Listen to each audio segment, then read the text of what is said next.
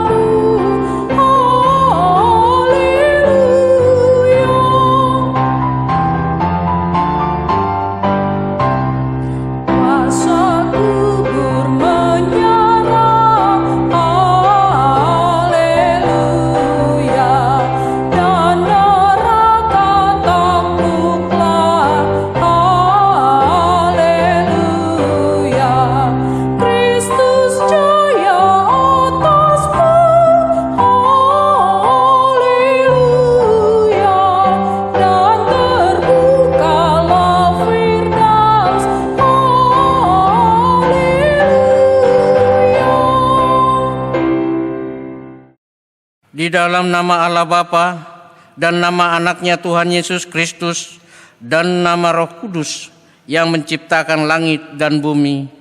Amin. Haleluya. Keselamatan dan kemuliaan dan kekuasaan adalah pada Allah kita yang telah membangkitkan Tuhan Yesus, akan membangkitkan kami juga bersama-sama dengan Yesus. Haleluya.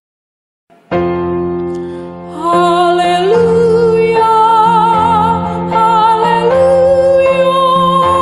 haleluya.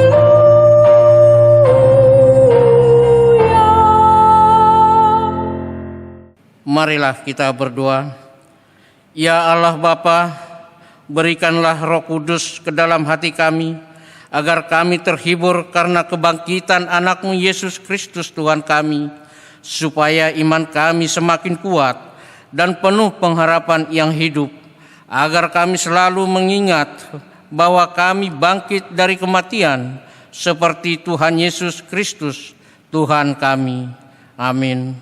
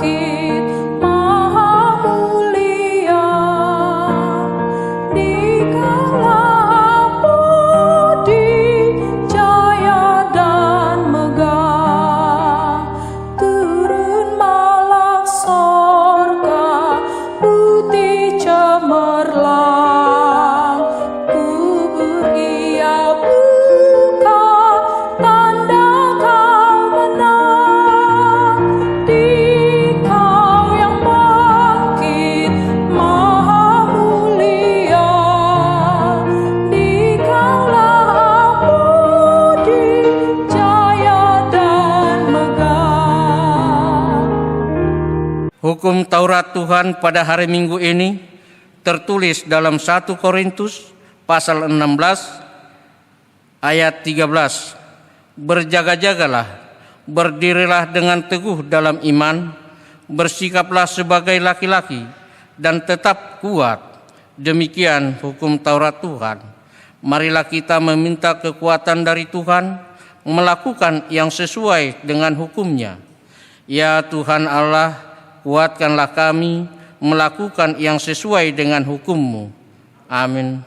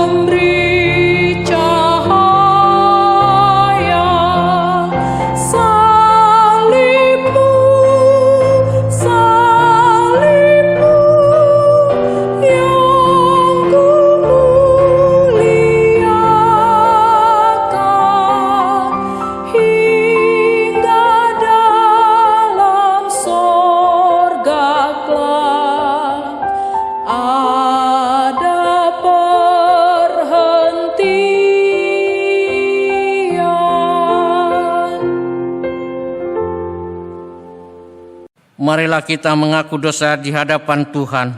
Kita berdoa. Ya Tuhan kami yang Maha Kasih dan Maha Kudus, Bapa kami di dalam Yesus Kristus, setiap kami datang ke hadapan-Mu, kami merasa bahwa kasih-Mu sangat kami butuhkan. Karena itu, kami datang merendahkan diri hari ini kepadamu dan mengaku bahwa kami sering seperti domba yang sesat, menyimpang dari jalan yang benar. Janganlah Engkau mengucilkan kami dari hadapan-Mu oleh karena dosa dan pelanggaran kami. Karena Engkau tidak menginginkan kematian dari orang fasik, melainkan Engkau menginginkan pertobatannya agar ia selamat. Ampunilah segala kesalahan dan pelanggaran kami dengan perantaraan penghulu kami yang tunggal itu, Anak-Mu Tuhan Yesus Kristus. Tetapkanlah anugerah-Mu bagi kami dengan perantaraan kesaksian dan kuasa Roh Kudus, supaya kami terhibur dan datang memanggil Engkau, dan agar segala perbuatan dan kelakuan serta pikiran kami menjadi kemuliaan bagi nama-Mu yang kudus itu. Amin.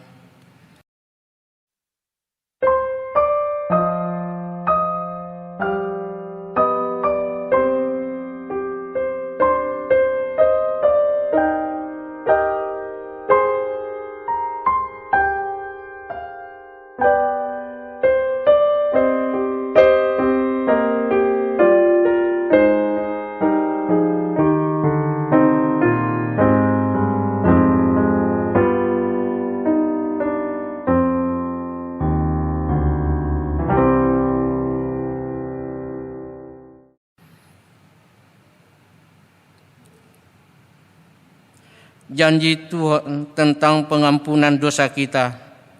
Sebab biarpun gunung-gunung beranjak dan bukit-bukit bergoyang, tetapi kasih setiaku tidak akan beranjak daripadamu, dan perjanjian damaiku tidak akan bergoyang. Firman Tuhan yang mengasihi engkau. Kemuliaan bagi Allah di tempat yang maha tinggi. Amin.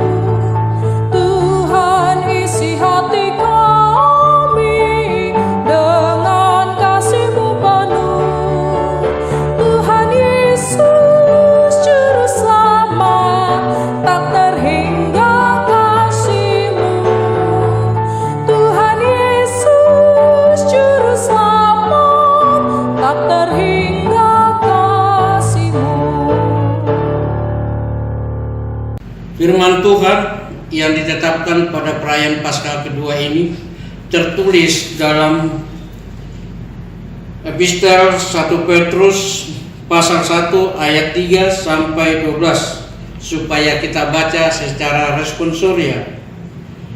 Terpujilah Allah dan Bapa Tuhan kita Yesus Kristus, yang karena rahmat-Nya yang besar telah melahirkan kita kembali oleh kebangkitan Yesus Kristus dari antara orang mati kepada suatu hidup yang penuh pengharapan, untuk menerima suatu bagian yang tidak dapat binasa, yang tidak dapat cemar, dan yang tidak dapat layu, yang tersimpan di surga bagi kamu, yaitu kamu yang dipelihara dalam kekuatan Allah karena imanmu, sementara kamu menantikan keselamatan yang telah tersedia untuk dinyatakan pada zaman akhir. Bergembiralah akan hal itu, sekalipun sekarang ini kamu seketika harus berduka cita oleh berbagai-bagai pencobaan. Maksud semuanya itu ialah untuk membuktikan kemurnian imanmu yang jauh lebih tinggi nilainya daripada emas yang fana, yang diuji kemurniannya dengan api, sehingga kamu memperoleh puji-pujian dan kemuliaan dan kehormatan pada hari Yesus Kristus menyatakan dirinya. Sekalipun kamu belum pernah melihat Dia, namun kamu mengasihinya. Kamu percaya kepada Dia, sekalipun kamu sekarang tidak melihatnya. Kamu bergembira karena sukacita yang mulia dan yang tidak terkatakan. Karena kamu telah mencapai tujuan imanmu, yaitu keselamatan jiwamu. Keselamatan itulah yang diselidiki dan diteliti oleh nabi-nabi yang telah bernubuat tentang kasih karunia yang diuntukkan bagimu. Dan mereka meneliti saat yang mana dan yang bagaimana yang dimaksudkan oleh Roh Kristus yang ada di dalam mereka, yaitu Roh yang sebelumnya memberi kesaksian tentang segala penderitaan yang akan menimpa Kristus dan tentang segala kemuliaan yang menyusul sesudah itu. Kepada mereka telah dinyatakan bahwa mereka bukan melayani diri mereka sendiri, tetapi melayani kamu dengan segala sesuatu yang telah diberikan sekarang kepada kamu dengan perantaraan mereka, yang oleh Roh Kudus yang diutus dari surga menyampaikan berita Injil kepada kamu, yaitu hal-hal yang ingin diketahui oleh malaikat-malaikat. Demikian firman Tuhan. Berbahagialah orang yang mendengarkan firman Allah serta memeliharanya. Amin.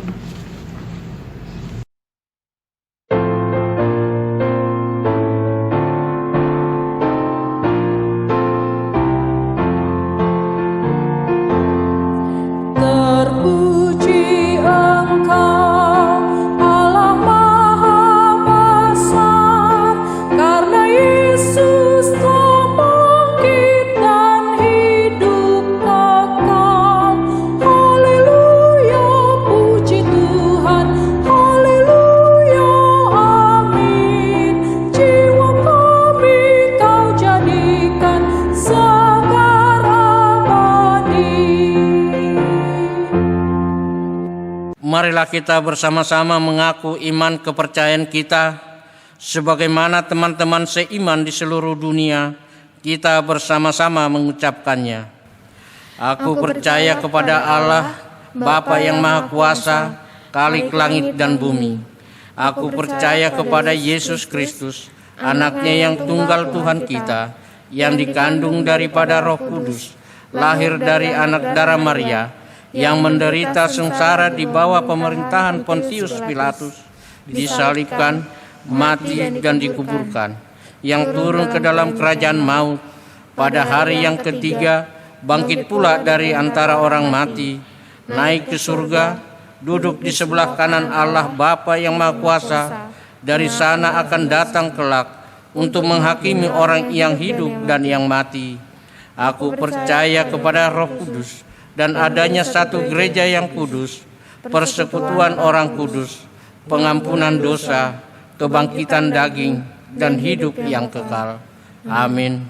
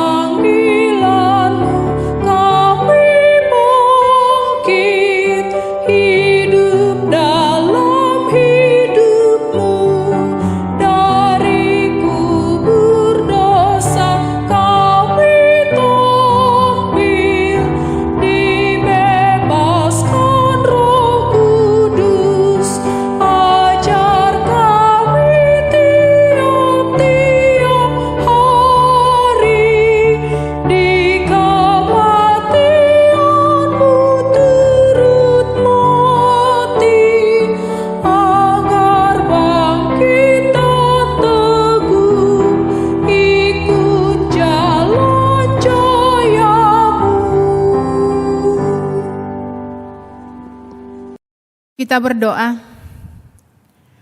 Damai sejahtera Allah yang melampaui segala akal akan memelihara hati dan pikiranmu dalam Kristus Yesus Tuhan kita. Amin. Bapak, Ibu, dan saudara-saudari yang dikasihi Kristus Yesus, kita masuk dalam Paskah yang kedua. Firman Tuhan buat kita pada Paskah yang kedua ini, yaitu yang tertulis dalam 1 Korintus pasal 15 ayat yang ke-20 sampai dengan ayat yang ke-28. Saya akan membacakan, kita ikuti di dalam hati.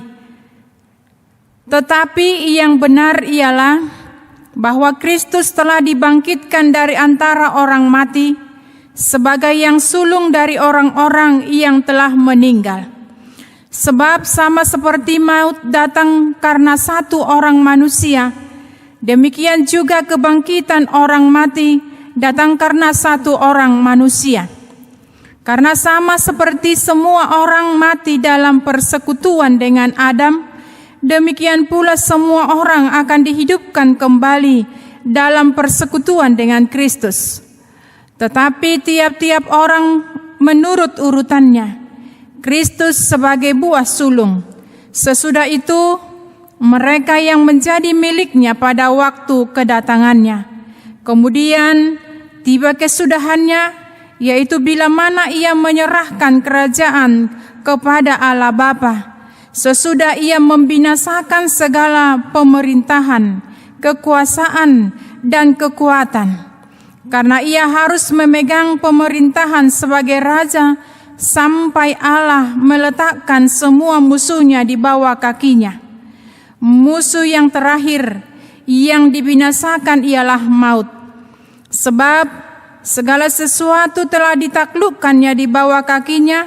Tetapi kalau dikatakan bahwa segala sesuatu telah ditaklukkan, maka teranglah bahwa ia sendiri yang telah menaklukkan segala sesuatu di bawah kaki Kristus itu tidak termasuk di dalamnya.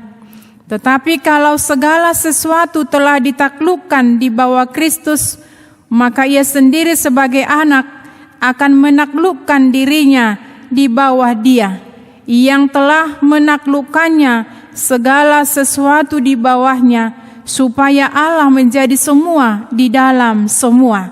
Demikian firman Tuhan. Saudara-saudari yang dikasihi Kristus Yesus, manusia mulai menyadari bahwa titik akhir dari kehidupan bukanlah kematian. Setelah Kristus bangkit dari antara orang mati, keyakinan manusia terhadap kebangkitannya adalah harapan baru untuk mengubah seluruh suasana kerajaan Romawi yang penuh dengan penindasan, perbudakan, ketidakadilan, segala macam kejahatan, imoralitas, dan dosa-dosa yang luar biasa. Kerajaan Roma begitu luas, menjangkau Asia Barat, Afrika Utara, dan hampir seluruh Eropa.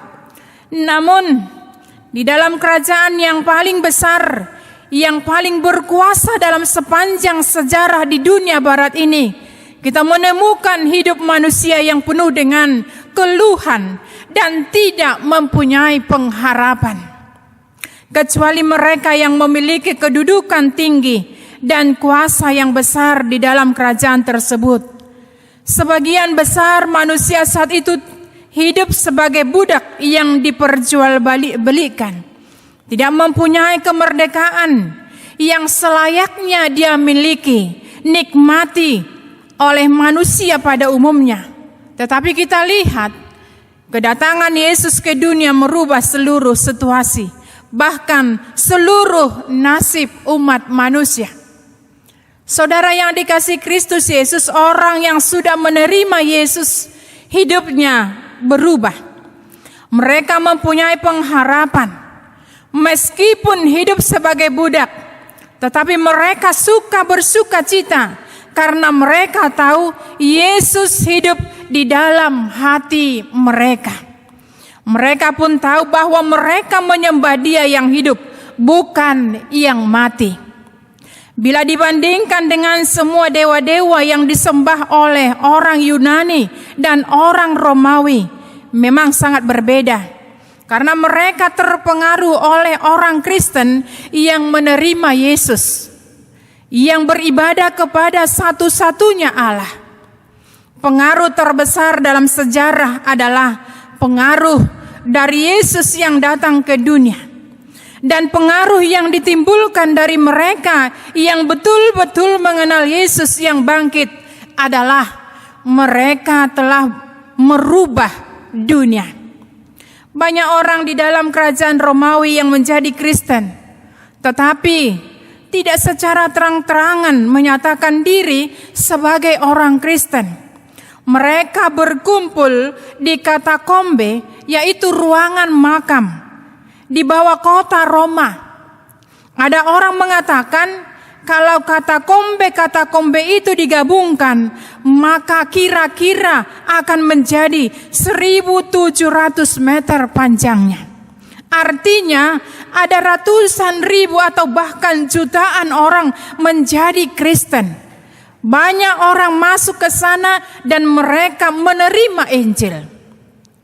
Saudara yang dikasihi Kristus, orang Kristen yang lemah tadi, yang menjadi budak, yang dihina, tidak perlu lagi takut. Karena kita memiliki Kristus yang sudah bangkit dari antara orang mati.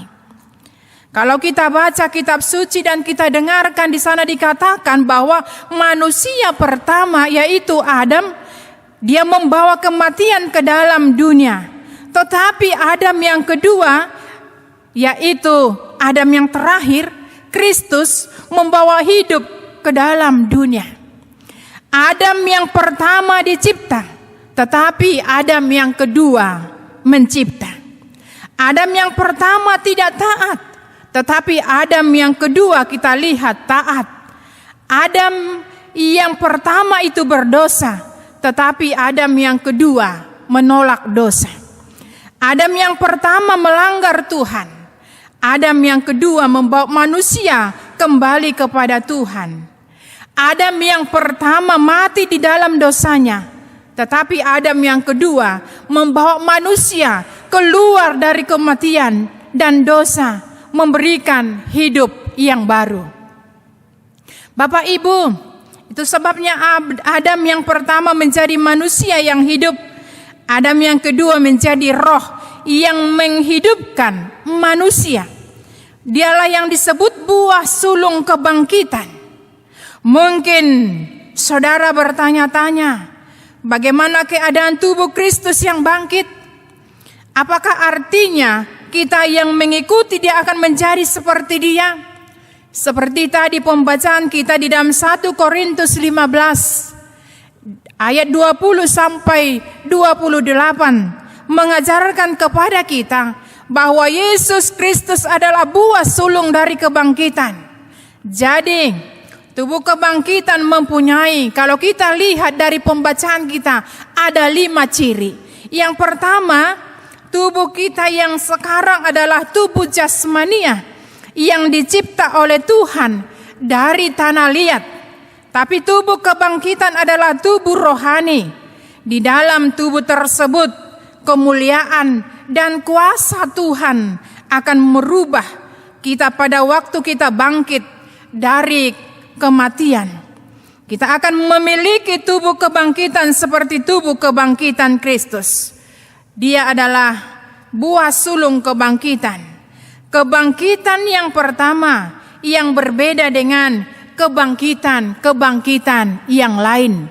Yang kedua, kita lihat tubuh kita yang sekarang adalah tubuh yang penuh dengan kelemahan.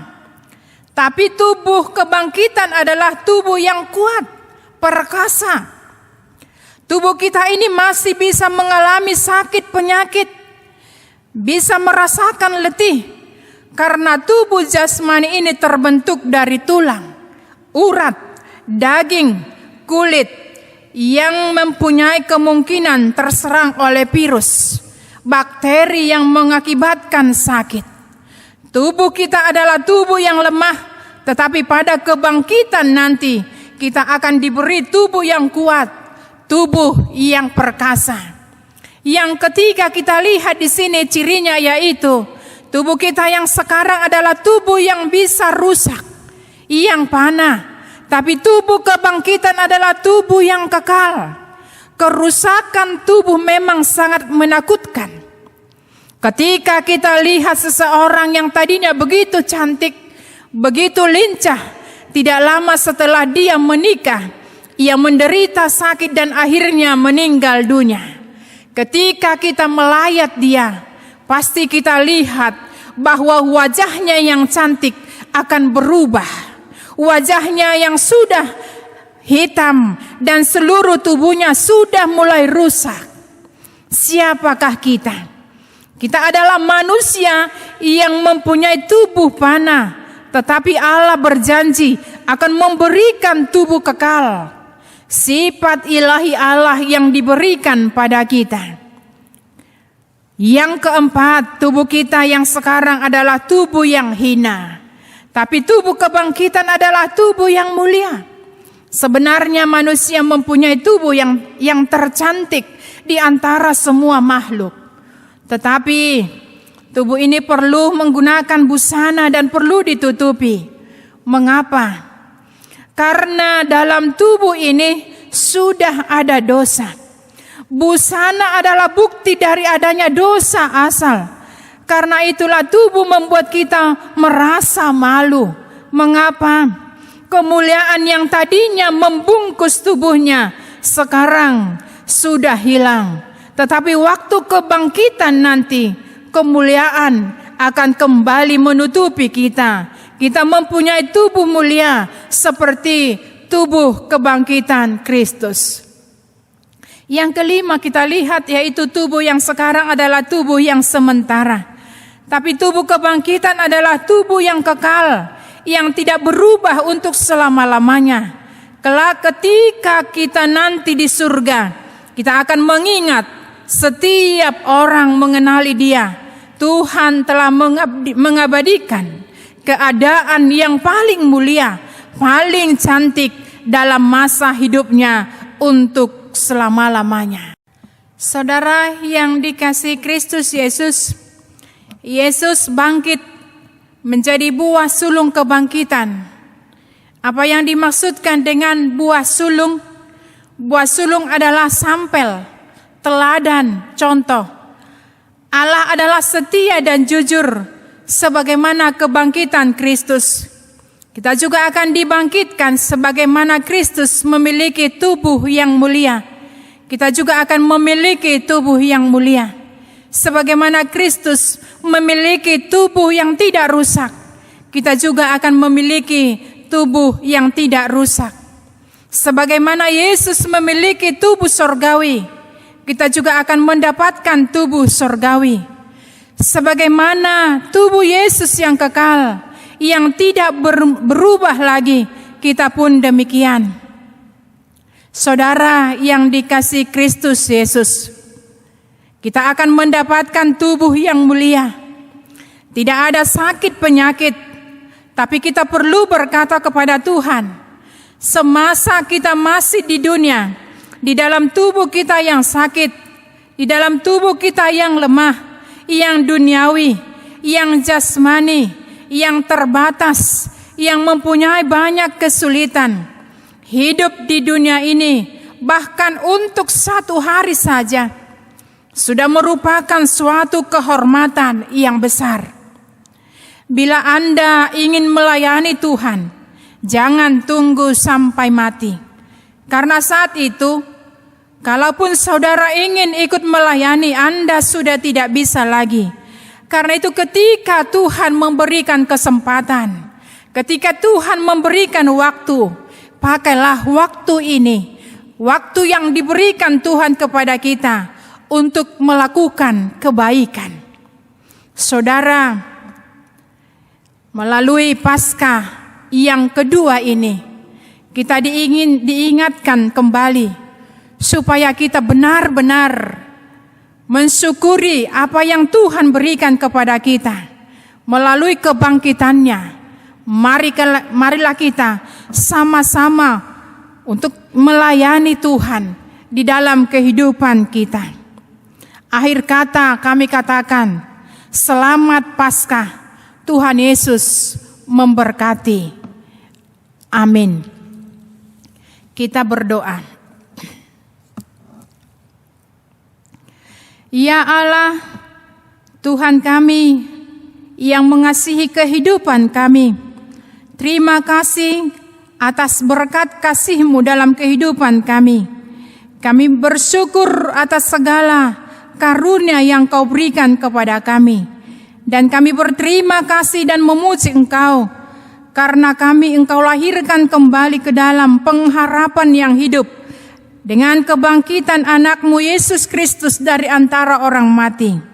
Dia adalah juru selamat dan hidup, yang menghidupkan kami, yang memberikan kepada kami sukacita.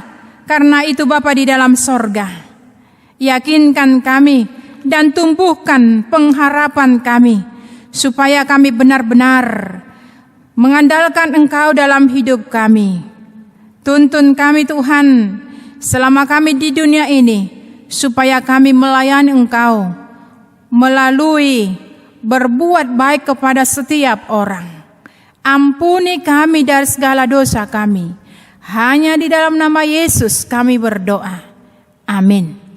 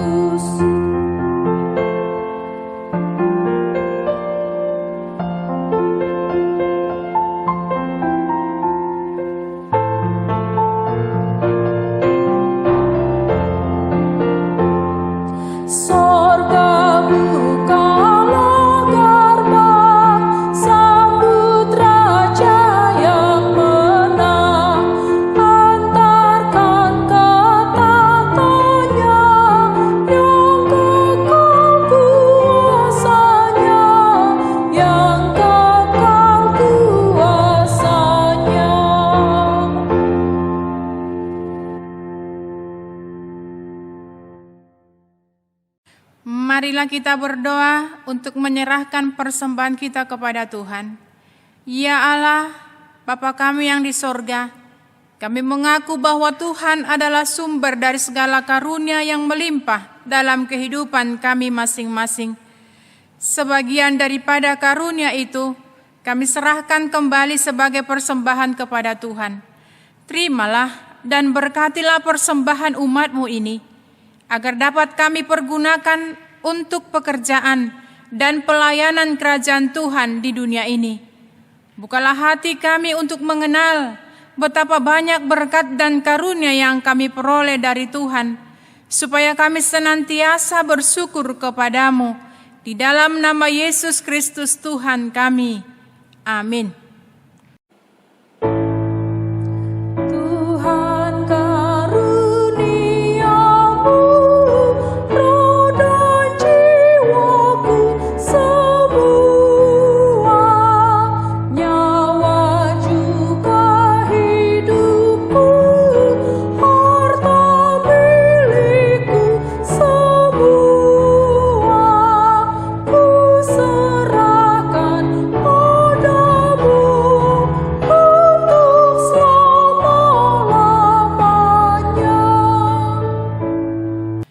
Bapa kami yang di sorga, dikuduskanlah nama-Mu, datanglah kerajaan-Mu, jadilah kehendak-Mu di bumi seperti di sorga. Berikanlah kami pada hari ini makanan kami yang secukupnya, dan ampunilah kami akan kesalahan kami, seperti kami juga telah mengampuni orang yang bersalah kepada kami. Dan janganlah membawa kami ke dalam pencobaan, tetapi lepaskanlah kami daripada yang jahat. Karena Engkau punya kerajaan dan kekuasaan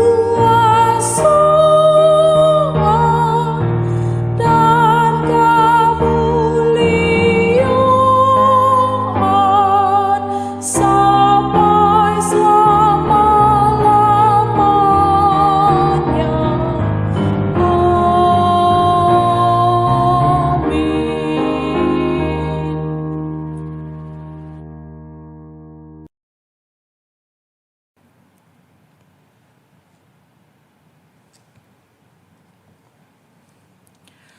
Pulanglah dengan sejahtera, terimalah berkat Tuhan. Tuhan memberkati engkau dan melindungi engkau. Tuhan menyinari engkau dengan wajah-Nya dan memberi engkau kasih karunia. Tuhan menghadapkan wajah-Nya kepadamu dan memberi engkau damai sejahtera. Amin.